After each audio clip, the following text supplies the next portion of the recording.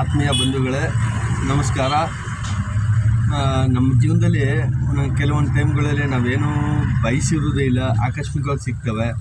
ಕೆಲವೊಂದು ಟೈಮಲ್ಲಿ ಯಾರೋ ನಮಗೆ ಗೊತ್ತಿರೋರು ಇನ್ನು ಏನು ಮಾಡ್ತಾನೆ ಅಂತ ಗೊತ್ತಿರೋದಿಲ್ಲ, ಆಕಸ್ಮಿಕವಾಗಿ ಶ್ರೀಮಂತ ಆಗ್ಬಿಡ್ತಾನೆ. ಕೆಲವರು ಶ್ರೀಮಂತರು ಇರ್ತಾರೆ, ಆಕಸ್ಮಿಕವಾಗಿ ಬಡವರಾಗ್ಬಿಡ್ತಾರೆ. ಏನಪ್ಪ ಅಂದರೆ ಅವ್ರವ್ರ ಅದೃಷ್ಟನೋ ಹಣೆ ಬರೋನೋ ಏನೋ ಗೊತ್ತಿಲ್ಲ. ಆಕಸ್ಮಿಕಗಳು ಹೆಂಗೆ ನಡೀತವೆ ಅಂತಂದರೆ ಅದಕ್ಕೆ ಸಂಬಂಧಿಸಿದಂಥ ಒಂದು ಕಥೆ ಇದೆ, ಹೇಳ್ತೀನಿ. ಆ ಕಥೆ ಏನಪ್ಪ ಅಂದರೆ, ಒಂದು ದೇಶ, ಆ ದೇಶದಲ್ಲಿ ರಾಜ ಇರ್ತಾನೆ. ಆ ರಾಜಂಗೆ ಒಬ್ಬಳು ಮಗಳಿರ್ತಾಳೆ, ಒಬ್ಬ ಮಗ ಇರ್ತಾನೆ.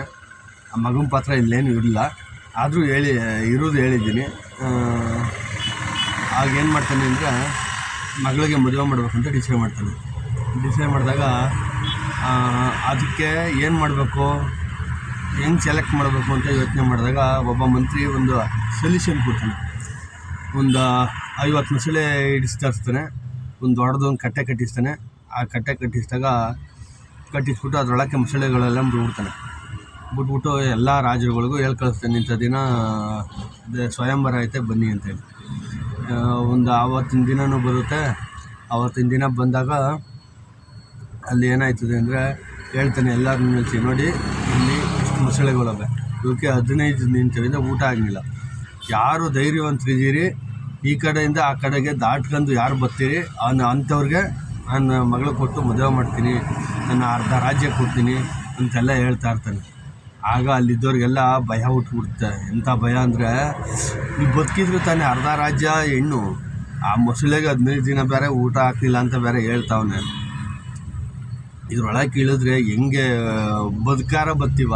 15 ದಿನದ ಊಟ ಆಗ್ತಾ ಇರೋದಕ್ಕೋಸ್ಕರ ಮೊಸಳೆ ಹಸ್ತಿರ್ತವೆ, ಅಲ್ಲೇ ತಿನ್ಕೋತವೆ. ಇನ್ಯಾಕೆ ಈ ರಾಜ್ಯನೂ ಬೇಡ, ಈ ಹೆಣ್ಣು ಬೇಡ, ಯಾರೂ ಏನೂ ಬೇಡ ಅಂದ್ಬಿಟ್ಟು ಕೆಲವೊಬ್ಬರು 6 ಜನ ಸೇರಿರ್ತಾರೆ.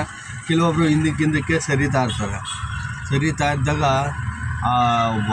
ಯಾರೋ ಒಬ್ಬ ವ್ಯಕ್ತಿ ಏನು ಮಾಡ್ತಾನೆ ಅಂದರೆ, ಒಳಗೆ ನೆಗೆದು ಅದ್ರ ಮೇಲೆ ಕಾಲು ಮಡಿಕೊಂಡು ದಾಟ್ಬಿಡ್ತಾನೆ. ಕೊನೆಗೆ ಅಲ್ಲಿದ್ದವರೆಲ್ಲ ಗಾಬರಿ ಆಗೋಯ್ತಾರೆ. ಅಪ್ಪ ಹೆಂಗೆ ದಾಟ್ತವ ಮಾರಾಯ ನೀನು, ನಮಗೆ ಭಯ ಆಗಿ ನಾವು ವಾಪಸ್ ಹೋಯ್ತಾ ಇದ್ದೋ, ನೀನು ನೋಡೋಕ್ಕೋಸ್ಕರ ವಾಪಸ್ ಬಂದು ನಾವು ಹೆಂಗೆ ನೆಗೆದವ ಮಾರಾಯ ಅಂಥೇಳಿ ಅವ್ರೇನು ಮಾಡ್ತಾ ಇರ್ತಾರೆ, ಎತ್ಕೊಂಡು ಎಲ್ಲ ಕುಣಿಸಿ ಮೆರೆಸ್ತಾ ಇರ್ತಾರೆ.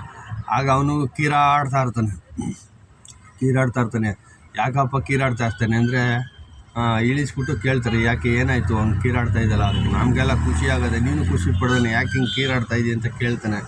ಆಗ ಅವ್ನು ಹೇಳ್ತಾನೆ, ನನ್ನ ಹಿಂದೆಗಡೆ ನಿಂತಿದ್ದವನು ಯಾರೋ ತೋರಿಸಿ ನಾನು ಅಂತ ಕೇಳ್ತಾನೆ.